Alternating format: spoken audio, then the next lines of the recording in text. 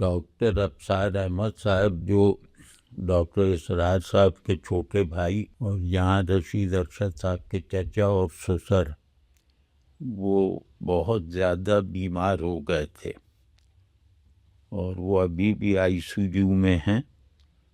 تو ان کے بارے میں سب لوگ اپنے اپنے طور پہ دعا کریں کہ اللہ انہیں صحت دے، پوری صحت دے. میں نے زندگی میں بہت اچھے بہت بڑے بڑے لوگوں کی صحبت اٹھائی ہے، دیکھا ہے. ڈاکٹر ابصار ان لوگوں میں سے ہیں کہ جن کی شخصیت کو فالو کرنا چاہیے. بعض لوگ ہوتے ہیں وہ اپنے خیال کی بنیاد پہ بڑے ہوتے ہیں کہ ان کے خیالات کو فالو کرو.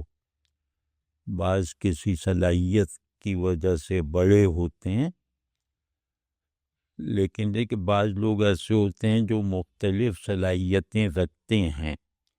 یعنی مثال طور پہ علم میں بڑے ہوتے ہیں، علم کو اپنی شناخت بنا سکتے ہیں، لیکن اپنے اندر کی ہر صلاحیت اور بڑائی کے پہلو کو وہ تابع رکھتے ہیں اچھائی کے.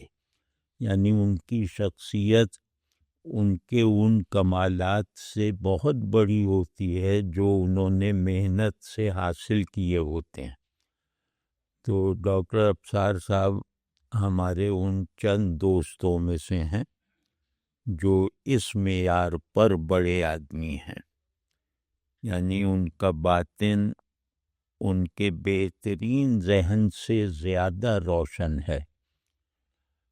تو ان کا ہر کمال ان کی شخصیت میں موجود خوبیوں سے کم تک لگتا ہے، اور وہ خوبیاں بالکل سادہ سی ہیں. ظاہر ہے کہ شخصیت کی خوبیاں پر اسرار نہیں ہوتی اور انہیں سمجھنے کے لیے بہت ذہن پہ زور نہیں ڈالنا پڑتا.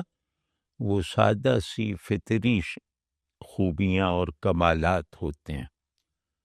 تو اگر تصور کیا جائے کہ ایک آدمی ہے جو انگلینڈ میں ڈاکٹریٹ کر کے آیا فلسفے میں، اور اس کا تصنیفی کام بھی ہے، عمر بھر وہ فلسفہ پڑھاتا بھی رہا ہے، ہزارہ شاگرد تو تیار کیے ہوں گے 40-50 برس میں، اور مختلف علمی حلقوں اور مذہبی حلقوں میں جن صاحب کو مرکزی حیثیت دی جاتی ہو، جہاں جائیں ان سے اصرار کیا جاتا ہو کہ آپ اونچی کرسی پہ بیٹھیں، مرکزی جگہ پہ بیٹھیں. تو اس طرح کی سماجی اور علمی وغیرہ جو مرکزیت کا حامل ہوتے ہوئے انہوں نے کبھی اس کو اپنی پہچان نہیں بننے دیا. تو یہ بہت بڑی بات ہوتی ہے. جو بھی کسی فن میں کمال رکھتا ہو وہ یہ بات محسوس کر سکتا ہے خود اپنی ذات پر نگاہ کر کے کہ اپنے تمام کمالات کو اپنی شخصیت کا عنوان نہ بننے دینا، بلکہ ایک صاف ستھرے آدمی کی حیثیت سے زندگی گزارنا، اور انہی بھلائیوں میں خود کو جیسے کھپائے رکھنا، اور ان بھلائیوں سے شخصیت کے اندر جو باطنی ایک وہ رنگا رنگی اور روشنی اور حرارت ہوتی ہے اس سے کبھی نہ نکلنا. مطلب یہ کہ ان کو کوئی مصروفیت میرے خیال میں اس حوالے کے بغیر قبول نہیں تھی.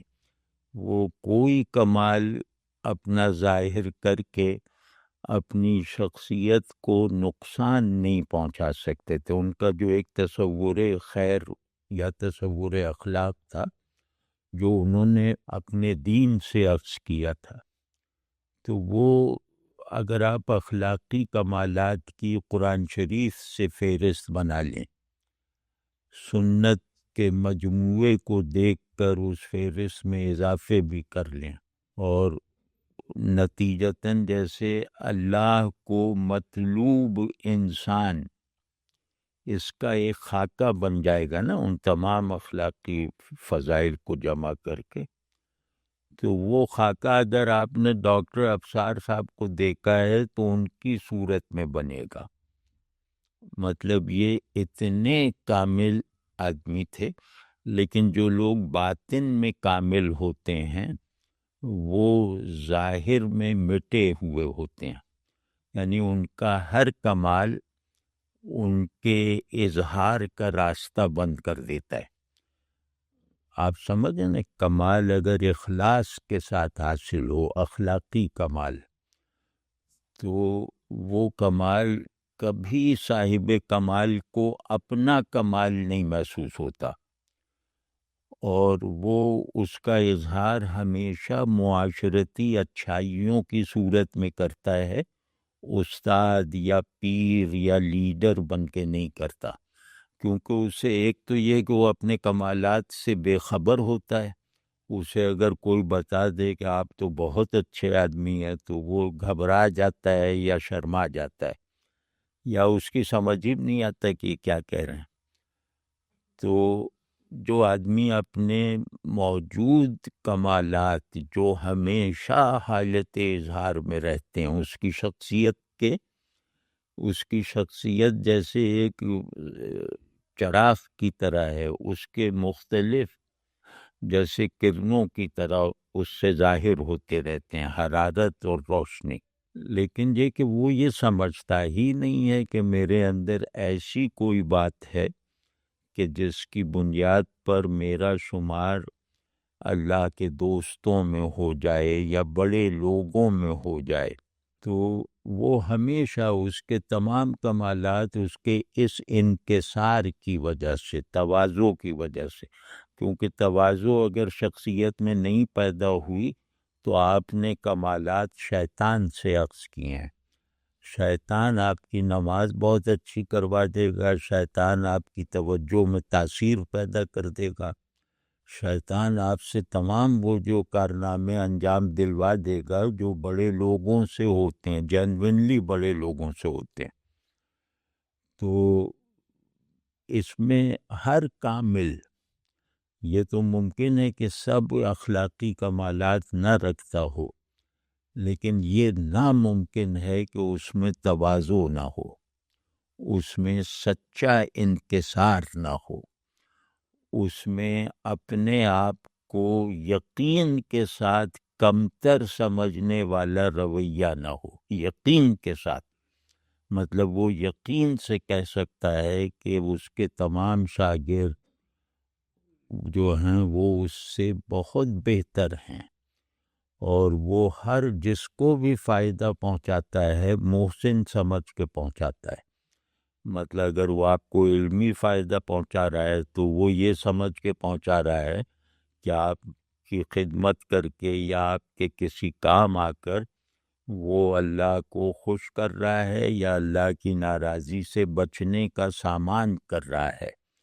وہ کبھی یہ نہیں چاہے گا کہ آپ بتائیں کہ آپ نے یہ چیز کہاں کس سے حاصل کی.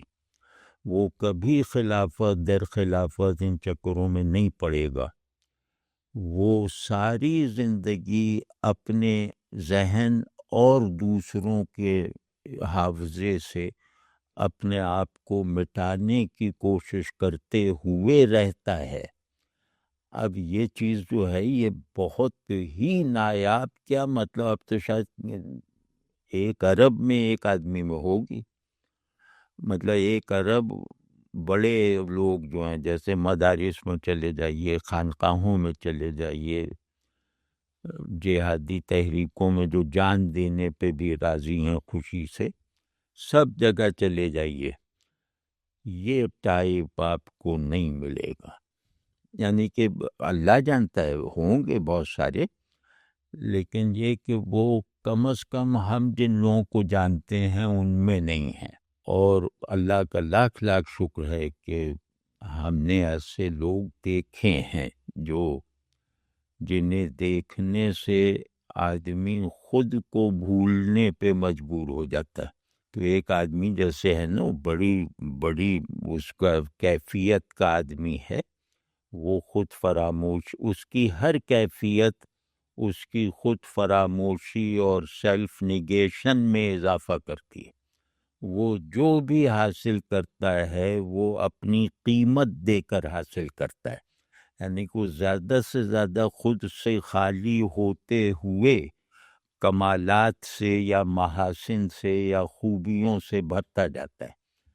تو جتنا حصہ بھی اس کا اس کی نظر میں اس سے بھرا ہوا رہ جاتا ہے، اتنا ہی وہ اپنے آپ کو ناقص اور ناکام تصور کرتا رہتا ہے، اور بعض مرتبہ اللہ تعالیٰ کی طرف سے اسے مدد حاصل ہوتی رہتی ہے کہ وہ اپنے باطن میں اپنی جھلکیاں ضرور دیکھتا رہے، تاکہ وہ کسی کمال کو اپنے لیے اپنے کامل بننے کا سبب نہ بنائے، وہ کسی کمال کو ذاتی کمال نہ سمجھے، اور وہ بہترین اخلاقی احوال کا حامل ہوتے ہوئے بھی بچوں کی طرح ایک صاف ستھری حیرانی اور جیسے خوشگواری میں رہے۔ تو میں نے اگر یہ چیز حالیہ دنوں میں دیکھی ہے تو وہ ڈاکٹر ابصار صاحب میں دیکھی ہے کہ ان میں مطلب سچ ایسا ہے کہ اگر لغت میں ان کے سچ کی تصدیق نہیں ہوتی تو لغت ناقص ہے، یعنی سچ بولنا، مطلب جن کے بارے میں آدمی یقین سے کہہ سکتا ہے بغیر مشاہدے اور تجربے کے کہ یہ سچ بولنا ہے، اس میں جتنے بھی مفاہیم ہو سکتے ہیں وہ سب کے سب اس آدمی میں ایگزاسٹ ہو گئے ہیں۔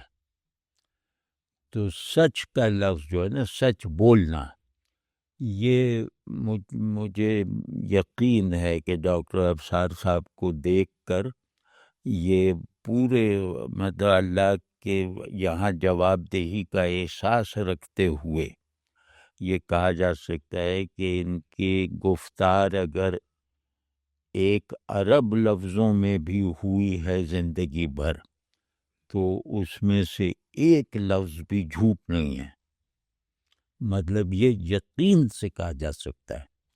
اور نہ صرف یہ کہ جھوٹ نہیں ہے بلکہ توریہ وغیرہ بھی نہیں ہے، بلکہ وہ جوش والا مبالغہ بھی نہیں ہے، ان کے اندر سچ کی اتنی زیادہ جیسے ایک وہ کنڈیشننگ پختہ ہو گئی ہے کہ وہ تعریف میں بھی مبالغہ نہیں کریں گے، تنقید میں بھی مبالغہ نہیں کریں گے۔ باقی یہ کہ تعریف اور تنقید جو ہے وہ آدمی کے گمان پہ ہوتی ہے، تو وہ اگر تعریف غلط آدمی کی کریں تو اس سے وہ سچ بولنا متاثر نہیں ہوتا۔ تو ایک یہ خوبی، اور پھر یہ کہ ایک ایسی تواضع جو بہت سینہ تان کے ہوتی ہے، ایک تواضع نمائشی ہوتی ہے نا، عاجز یہ کہتا ہے یا احقر یہ کہتا ہے، اس طرح کی ہوتی نا، اور جھک جھک کے جیسے، اور بہت کرافٹڈ ہوتی ہے، اس میں سے وہ بہت بنی سنوری عاجزی ہوتی ہے جس سے گھن آتی ہے، اور وہ خود پسندی کی بدترین شکل ہے۔ وہ جیسے کوڑے کے ڈھیر پر آپ نے مخمل چڑھا دیا ہے، تو وہ نہیں، وہ سب دکھاوا ہوتی ہے۔ ایک عاجزی ایسی ہوتی کہ وہ عاجزی کرنے والا ہی اسے عاجزی نہیں سمجھ رہا، اور وہ اپنے ہر پوزیشن کے تقاضے ادا کر رہا ہے حالت عجز میں۔ یعنی وہ استاد تھے تو بہت سخت استاد تھے، مطلب ڈانٹ پٹکار یہ سب بھی تھی، باپ تھے تو تربیت میں بہت پختگی اور مضبوطی رکھتے تھے اولاد کے ساتھ وغیرہ وغیرہ۔ تو اپنی تمام بڑائیوں کو انہوں نے ذمہ داری کے ساتھ استعمال کیا، خود کو اپنے چھوٹوں سے کمتر ہونے کا یقین رکھتے ہوئے۔ یہ فقرہ کسی کے بارے میں بولا جا سکتا ہے آج کل کے مشاہدے میں جو شخصیتیں ہیں۔ تو ایک سچ، ایک سچ بولنا، تواضع، اور دوسرا ہے معصومیت، بھول پر تیسری چیز ہے کہ ان کے اندر یہ سب چیزیں جو ہیں تواضع اور بھول پن کے جیسے بخچوں میں بند ہیں، یعنی ان کے محاسن جو اخلاقی ہیں وہ ان دو بہت بڑے صندوقوں سے نکال کے استعمال ہوتے ہیں، تواضع اور بھول پن۔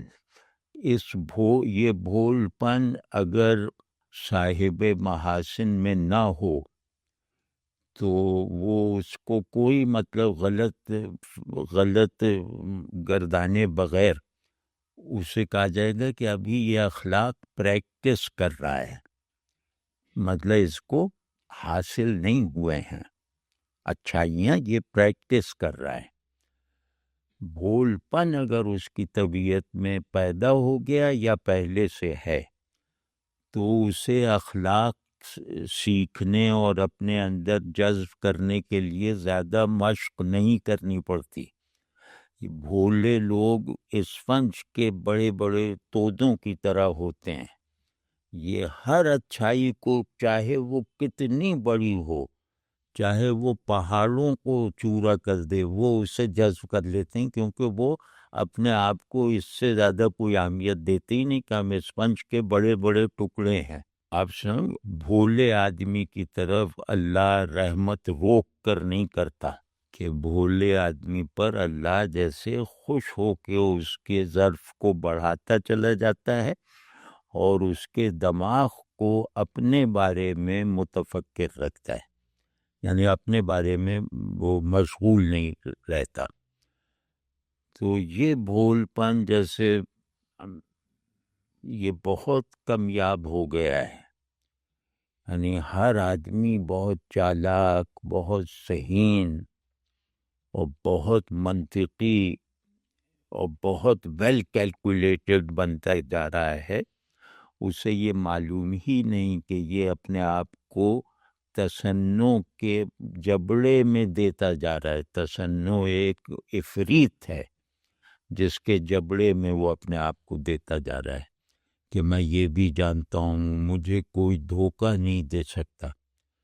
جو اگر یہ کہے اور یہ کہنے میں سچا ہو یا نہ ہو کہ مجھے کوئی دھوکہ نہیں دے سکتا، اس سے بچو، وہ سنگ دل ہے، وہ خود غرض ہے، وہ خود پسند ہے۔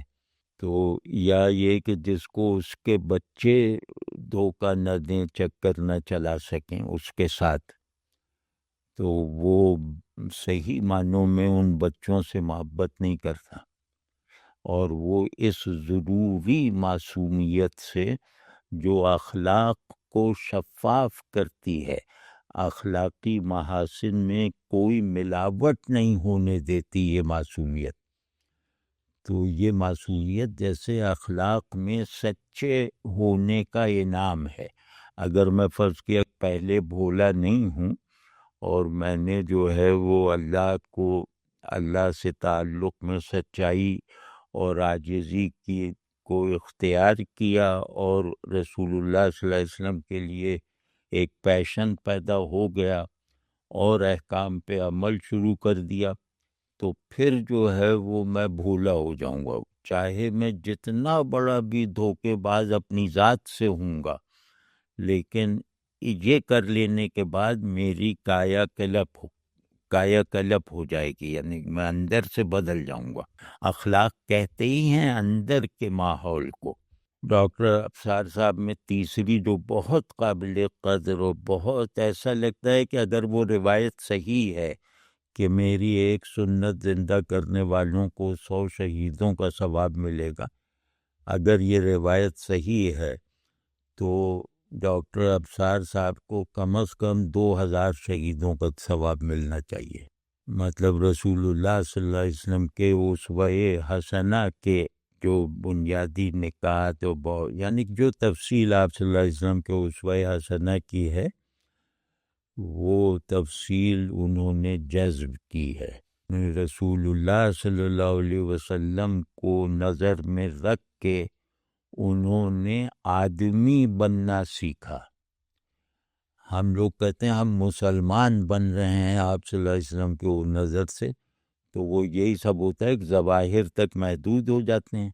ہم آپ صلی اللہ علیہ وسلم کے شمائل مبارکہ اور اسوہ حسنہ سے تعلق کو گویا دینی فریضہ یا قانونی حیت میں واجب کہنے کی طرف توجہ ہی نہیں کر پاتے.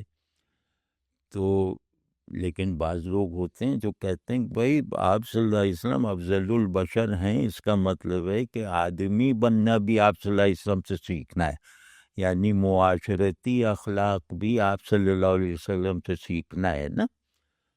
تو یہ ڈاکٹر ابصار صاحب ایسے امتی ہیں جنہوں نے مسلمان بننا تو سیکھا ہی سیکھا ہے، اپنے اخلاق کو مطلب اپنی اخلاقی اور انسانی اغراض کو بھی رسول اللہ صلی اللہ علیہ وسلم کی ذات اقدس اور مزاج مبارک سے عکس کر کے دکھایا ہے.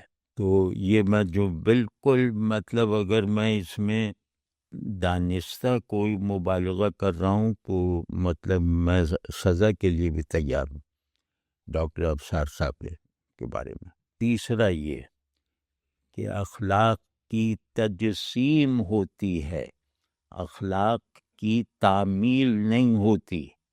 اخلاق کہتے ہیں میرے اندر کا میکینزم، یعنی جس کی بنیاد پہ میری شخصیت پر یہ حکم یا وہ حکم لگتا ہے، یہ اچھا ہے برا ہے، یہ احکام لگتے ہیں. تو اپنے اندر کی پورے جو ایک مشین چل رہی ہے جو مجھے پروڈیوس کر رہی ہے، جو مجھ میں کاٹ چھانٹ کر رہی ہے، وہ صرف اس لیے ہے کہ مجھے تعمیر کرتا رہے. میں ایک زیر تعمیر پروجیکٹ ہوں شخصیت میں، تو میرے اندر ایک سسٹم چل رہا ہے جو میری تعمیر کو مکمل کر رہا ہے. وہ سسٹم کہلاتا ہے اخلاق. اس سسٹم کو جس نے جذب کیا ہو اسوہ حسنہ سے، اس سے زیادہ بھرا پورا آدمی کون ہو سکتا ہے؟ اس سے زیادہ سچا، اس سے زیادہ متواضع، اس سے زیادہ دنیا سے لا تعلق، یعنی دنیاوی مفادات سے لا تعلق. دنیا سے لا تعلق کہنا اب غلط فہمی پیدا کرتا ہے. تو دنیا کے ساتھ اپنے ذاتی مفادات سے بالکل لا تعلق آدمی، جس کے لیے دنیا دینے کے لیے ہے، لینے کے لیے نہیں. مطلب اس نے دنیا کے پر ایک چیپی لگا رکھی ہے کہ یہ میرا دینے کی والی جگہ ہے، مجھے دینا ہوگا تو یہاں سے دوں گا، اور دین پہ لگا رکھے مجھے لینا ہوگا تو یہاں سے لوں گا. اس طرح کی شخصیت ہیں یہ. اور جن لوگوں نے دیکھا ہوگا، ظاہر اب یہاں موجود لوگوں نے دیکھا بھی ہوگا، ان کا انداز گفتگو بالکل جیسے ایک بچے کو وہ ذرا فلو میں بولنا آ جائے. ان کا انداز گفتگو بالکل بچوں کی طرح ہے، یعنی کہ بغیر کسی زیر و بم کے اور یوں کر کے ایسے جیسے لفظ جو ہیں وہ جلدی کر رہے ہیں ادا ہونے کے لیے. اور یہ بچوں کا انداز تکلم ہوتا ہے کہ وہ جو کہنا چاہتے ہیں وہ بہت جلدی اپنی زبان سے ادا کر دیتے ہیں. تو بالکل اس طرح کا ہے. اور پھر کہ بعض لوگ دینی معمولات اختیار کر لیتے ہیں، تعلیمی معمولات اختیار کر لیتے ہیں، لیکن اپنے گھر کو وقت نہیں دے پاتے. یہ مجبوری بھی ہوتی ہے کہ بہت سے بڑے لوگ ہیں جو بڑے کام ذرا اجتماعی نوعیت کے کرنے لگیں تو وہ اپنے گھر والوں کو، اپنے رشتہ داروں کو وقت نہیں دے پاتے. ڈاکٹر ابصار صاحب میری نظر میں پہلے آدمی ہیں جو اپنے گھر والوں کے یعنی کہ مستحب امور بھی ادا کرتے ہیں اپنے گھر والوں کے تعلق میں. اور بالکل جیسے اپنی بیگم کے لیے رات رات بھر جاگنا ان کی تکلیف میں، یہ وہ اس طرح کی. اور سب رشتہ داروں، شاگردوں، اہل تعلق، سب کے لیے ان کے پاس وقت ہے، ان کے پاس پوری وہ ان کے پاس کوئی عذر نہیں ہے تعلق داروں سے ملنے کے لیے. حالانکہ آپ جانتے ہیں کہ عذر کتنے لمبے لمبے ہوں گے. کو کچھ اداروں کے سربراہ ہیں، ان کی ایک مشغولیت ہے تحریکی، لیکن بالکل یہ اللہ کی طرف سے ان کے وقت میں گویا برکت دی گئی ہے. یعنی سماجی وجود کے طور پر بھی وہ جیسے مثالی ہیں. یعنی تعلق کیا ہوتا ہے اور تعلق کی مختلف جہتیں کیا ہوتی ہیں، اس کے مختلف تقاضے کیا ہوتے ہیں، اور ان سب کو مجموعی طور پر ادا کرتے رہنا یہ کیسے ممکن ہے. اگر یہ سب چیزیں دیکھنی ہوں تو میں بالکل دعوے سے دعوت دیتا ہوں کہ ڈاکٹر ابصار صاحب کو دیکھ لو. اور زندہ لوگوں میں میرے تجربے میں دوسرا آدمی نہیں ہے اس طرح کا. تو آپ دیکھ لیجیے کہ ہر چیز ایسے لگتا ہے کہ وہ باپ ہیں تو بہترین باپ ہیں، بھائی ہیں تو سماجی معیارات پہ، مطلب فقہی اور قانونی رنگ میں نہیں، سماجی معیارات میں ہر بھائی کے وہ محبوب بھائی ہیں. تو اسی طرح مطلب تعلق کی ہر پوزیشن میں وہ بہترین، وہ اس کے تمام تقاضوں کو بہترین لیکن خاموش ترین انداز سے ادا کرنے والے ہیں. مطلب نہ چہرے سے ظاہر ہوگا کہ آپ سے بہت محبت ہے، نہ وہ ان کے گفتگو سے یہ پتہ چلے گا کہ آپ ان کے لیے بہت اہم ہیں. وہ اسی تیز تیز بولنے کی حالت میں آپ کو ایسا لگے گا کہ آپ کو پہلی مرتبہ انسانی رشتوں میں پائی جانے والی پیاس کی تسکین کا احساس ہوا ہے. ان سے مل کے دیکھیے، مطلب بہت باکمال، بہت. مجھے تو اللہ جانتا ہے کہ میں ان کے سامنے اپنے آپ بیٹھنے کے لائق نہیں سمجھتا کہ کہیں ہو سکتا ہے اللہ نے انہیں کچھ کش وغیرہ دے رکھا ہو جو انہیں ہمیں نہیں پتہ. تو اگر وہ کش ہو گیا تو ہم کہاں رہیں گے. مطلب وہ ایسے آدمی ہیں کہ کمالات کا ہر مدعی انہیں دیکھ کر اپنی اوقات پر آ سکتا ہے اگر وہ ذرہ برابر بھی اللہ سے ڈرنے والا ہے. اور گرے سے گرا آدمی انہیں للکار سکتا ہے. گرے سے گرا آدمی بھی مصافحہ کرتے وقت خود کو ان کی برابری کے یقینی احساس میں جیسے موجود پائے گا. یہ کہ جو بڑا وہ ہوتا ہے جو آپ کو چھوٹا نہ رہنے دے، تو مصافحے سے پتہ چل جاتا ہے کہ آپ کیا ہیں، آپ میں تواضع ہے یا نہیں، اور آپ میں دوسرے کی تکریم ہے یا نہیں، اور آپ میں دوسرے سے محبت ہے یا نہیں. محبت ہمیشہ پیسیوٹی اور ذمہ داری کا تقاضا کرتی ہے. یہ تھوڑی کہ میں یوں بیٹھا ہوا لوگ آ کے ہاتھ چومے چلے جا رہا ہوں، میری نظر بھی نہیں پڑ رہی کہ کون کون چوم رہا ہے. تو یہ رعونت ہے. تو یہ سب نہیں. اگر مجھے محبت ہے تو میں پھر اس کو، محبت کا مطلب یہ ہے کہ یہ مجھ سے کمتر نہ سمجھے اپنے آپ کو. یعنی باپ بھی بیٹے سے محبت کرتا ہے تو اس کے پیچھے یہ جذبہ ہوتا ہے کہ بیٹا خود کو مجھ سے کمتر نہ سمجھے اور میری سختیوں کے بارے میں یہ صحیح تصور تک پہنچ جائے کہ یہ میں ذمہ داری ادا کر رہا ہوں جس میں میرا دل نہیں لگ رہا، یعنی ڈانٹتے وقت یا وہ کرتے وقت. تو بس یہ ایک نارمل آدمی ہے، اور یہ نارمل آدمی اخلاقی کمالات کو اول سے آخر تک قبول کرتے رہنے کی صلاحیت رکھتا ہے، ضمانت رکھتا ہے، بشارت رکھتا ہے۔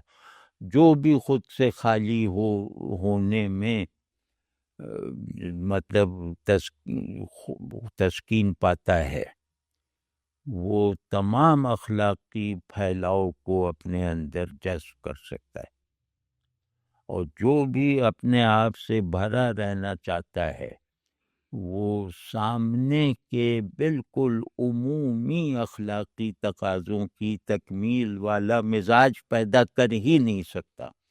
اس کا ہر سچ جھوٹ ہے، اس کا ہر اظہار خوش خلقی جھوٹ ہے۔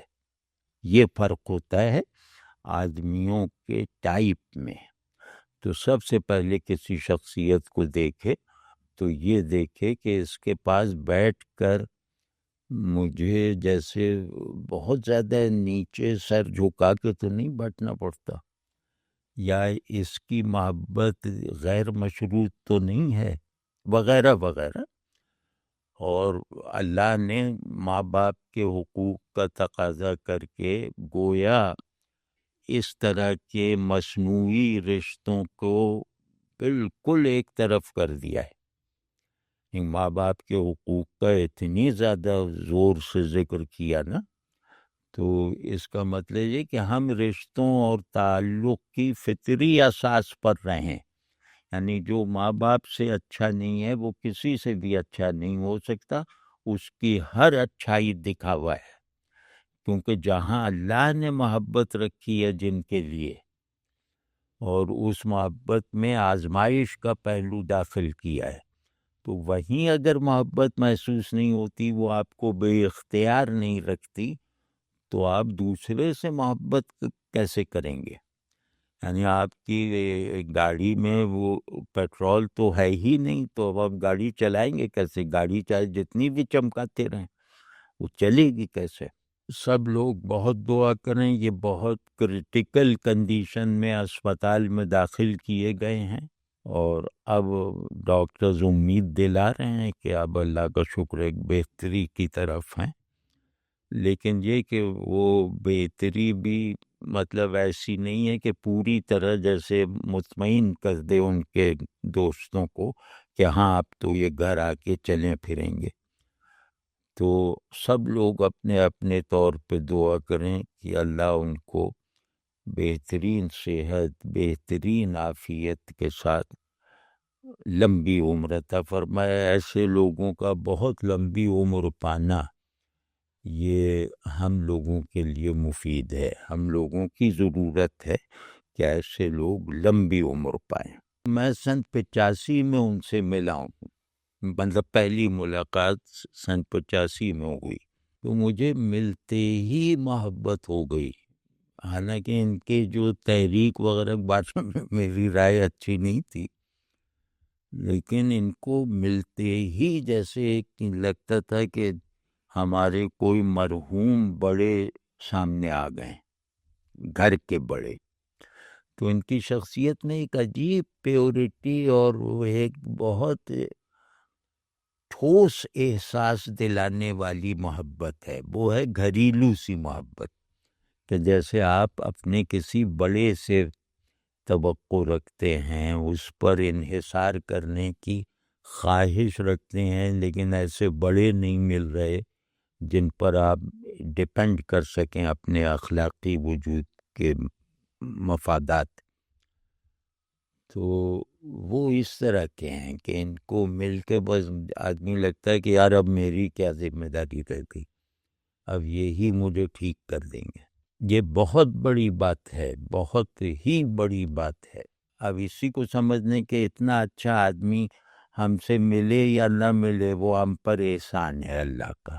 بعض لوگ ایسے میں نے دیکھے ہیں، اللہ کا شکر ہے، اپنے لڑکپن میں، نوجوانی میں، جن کا قد مثال کے طور پہ کوہ ہمالیہ جتنا ہے، وہ دکھائی دے رہا ہے کوہ ہمالیہ جیسا قد ہے، تو ان سے کوئی پوچھے کہ بھئی آپ کا قد ناپنا ہے، تو وہ آپ کو 6 فٹ 5 فٹ لمبی ایک وہ رسی ستنی سی دے دیں گے کہ ہاں بھائی اس سے ناپ لو، جو میلوں لمبے ہوتے ہیں اور اپنی پیمائش کا تصور انچوں میں رکھتے ہیں، یہ ہیں ڈاکٹر ابصار، اور بخدا یہ ہیں۔ تو ان کے آگے اب وہ لوگ جو ہیں وہ ہمالیہ کے نقل میں وہ نیچے بانس لگا لگا کے کھڑے ہو رہے ہیں، تو وہ سب جوکر لگیں گے نا۔ جس نے انہیں دیکھا ہے وہ موجودہ زمانے کی مقتدائیت کو مسخرہ پن سمجھتا ہے۔ بہت بڑی چیز ہیں، مطلب بس اللہ ہمیں قدر کرنے، اور اللہ جس سے انشاءاللہ ان سے وہ اللہ کے محبوب ہیں، تو اللہ جب کسی کو محبوب بنا لے تو پھر غائبانہ بھی اس کے لیے کچھ اظہار محبت کرنا خود ہمیں بھی اس راستے پہ ڈال سکتا ہے نا۔ اسی وجہ سے درود شریف یقیناً مقبول دعا ہے نا، کہ ہم نے اللہ کے سب سے بڑے محبوب کے لیے دعا کی ہے، تو یہ سب سے بڑی شرط ہم نے پوری کر دی دعا کی قبولیت کی۔ تو ایک دعا ایسی ہے جس کے رد ہونے کا امکان سوچنا بھی یہ اللہ کو جیسے نہ جاننے کے برابر ہے، وہ ہے درود شریف، اللہم صلی علی محمد۔ تو اسی سے قیاس کر کے ہم کہہ رہے ہیں کہ اللہ کے محبوب بندوں سے اظہار محبت اور ان کے لیے دعا کرنا اللہ کو خوش کرتا ہے، جس کی ہم لوگوں کو بہت شدید ضرورت ہے کہ اللہ ہم سے خوش ہو نا، مطلب بہت زیادہ ضرورت ہے اس بات کی، بلکہ سب سے زیادہ ضرورت ہے۔ تو آپ سوچیے گا آپ کی سب سے بڑی ضرورت یہ لوگ پوری کروا رہے ہیں، اب دعا کر کے ان کی صحت کے لیے دیکھنا۔ اور ہاں وہ کہہ رہے ہیں کہ زندگی میں کیوں میں بڑے لوگوں میں بیٹھا اٹھا ہوں خادموں کی حیثیت سے، اور وہ ان کے اندر تک چلا جاتا تھا کم عمری کی وجہ سے۔ ایسے لوگ کاملین میں بھی کم ہوتے ہیں جن کے منہ سے کبھی ایک حرف بھی اپنی تعریف کا نہ نکلا ہو۔ یہ 80 کے اوپر ہیں نا ڈاکٹر ابصار، ان کے قریبی عزیزوں سے پوچھ لیجئے، ان کے بھائی سے پوچھ لیجئے کہ انہوں نے کبھی اس طرح کا کوئی اپنا تعارف یا اپنا کوئی واقعہ سنایا ہے جس سے ان کی تعریف کا پہلو نکلتا ہو۔ یہ جو ہے وہ اللہ کی محبت سے رچ بس کر تکمیل پانے والی شخصیت ہے۔ آپ دکھا دیجئے موجودہ اسٹف میں، دکھا دیجئے کسی ایسے آدمی کو مجھے کہ جس نے مقتدائی کی لیکن اس کے منہ سے کبھی ایک حرف بھی ایسا نہ نکلا جس میں اس کی تعریف کا ادنا سا پہلو بھی پایا جاتا ہو یا نکالا جا سکتا ہو اس میں، بالکل نہ یہ کہ میں بہت عاجز ہوں، مجھ سے زیادہ عاجز کون ہے، آپ جائے اب یہ جو کہہ رہا ہے اس کا مطلب یہ متکبر آدمی ہے، یا مجھ سے زیادہ گناہ کس نے کیے ہوں گے، تو ظاہر جھوٹا ہے، اور یہ واہ چاہ رہا ہے نا اپنی، بالکل نہیں ہو یہ۔ ان کو اگر آپ کہہ دیں کہ آپ نے فلاں بات غلط کی ہے تو یہ غصے میں آ جائیں گے کہ آپ تو کل آئے نہیں وعدہ کر کے، تو آپ دیکھیں گے بالکل غصے میں جواب دیں گے، مطلب فوراً کہیں گے یہ کیا آپ غلط بات کہہ رہے ہیں، مطلب بالکل ایسے جیسے بچوں کی طرح ہوتا ہے نا، کہ بچے جس طرح اپنی صفائی پیش کرتے ہیں، اور صفائی نہیں ہوگی، وہ یہ ہوگی کہ یار تم یہ کیا مجھ کو کر رہے ہو، میں تو ایسا کرتا ہی نہیں ہوں، اور یہ کوئی بڑی بات نہیں ہے ایسا کرنا، یہ انداز ہوگا۔ وہ ہمارے ایک بزرگ تھے مفتی محمد اکمل صاحب رحمہ اللہ، انہوں نے ایک بڑا اچھا فارمولہ سا بنایا تھا کہ اہل کمال کی دو تین قسمیں ہوتی ہیں، ایک وہ کہ وہ کامل ہوتے ہیں اور اپنے کمالات کو دوسروں کے فائدے کے لیے حالت اظہار میں بھی رکھتے ہیں، دوسرے وہ ہوتے ہیں جو اپنا کامل ہونا جانتے ہیں لیکن اس کا اظہار نہیں ہونے دیتے، لیکن خود سمجھتے ہیں کہ ہمارے اندر یہ کمالات اللہ کے فضل سے ہیں۔ اور تیسری قسم ہوتی ہے جو اتنے ہی کامل ہوتے ہیں جیسے پچھلے دو کاملین ہیں، لیکن ان کو پتہ ہی نہیں ہوتا کہ ہم کامل ہیں۔ تو جب یہ پتہ ہی نہیں تو اظہار کہاں سے کریں گے؟ یہ سب سے بڑے کامل ہوتے ہیں، جن کو قبر میں جا کے پتہ چلے گا کہ یار تمہیں تو ہم استقبال کرنے آئے، مثال طور پہ، یا آخرت کے دن پتہ چلے گا کہ ہم تو یار اتنے بڑے آدمی تھے۔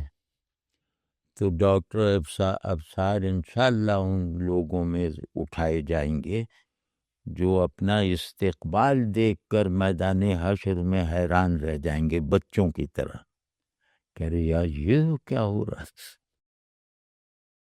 ملامتی کون سے ہوتا ہے؟ جی ملامتی کون سے ہوتا ہے؟ ملامتی ایک ٹرم سی ہے، اس میں بھی تصنع ہے۔ یہ ملامتی، ملامت کریں گے، غلط ملامت کریں گے تو یہ ریئیکٹ کریں گے۔ اچھا تم نے کیسے کہہ دیا میں مسجد میں نہیں تھا؟ ملامتی اداکاری زیادہ ہے۔ یہ اپنے نفس کی تکریم بھی واجب ہے، تو اچھا ہوتے ہوئے خود کو برا باور کروانا یہ ناشکری ہے۔ یہ ہے کہ کوئی برا کہہ رہا ہے، وہ دل پہ نہیں اثر پڑے گا، بس وہ کافی، نہ تعریف کا اثر ہو نہ تنقید کا اثر ہو، پھر بہترین۔ ایک بھول پن ہوتا ہے فراست کے ساتھ۔ بھول پن کا مطلب یہ ہوتا ہے کہ اس آدمی کی توجہ اس میں بڑی چیزوں کی طرف فوکس اتنا زیادہ ہے کہ یہ چھوٹے معاملات میں خود کو اجنبی محسوس کرتا ہے۔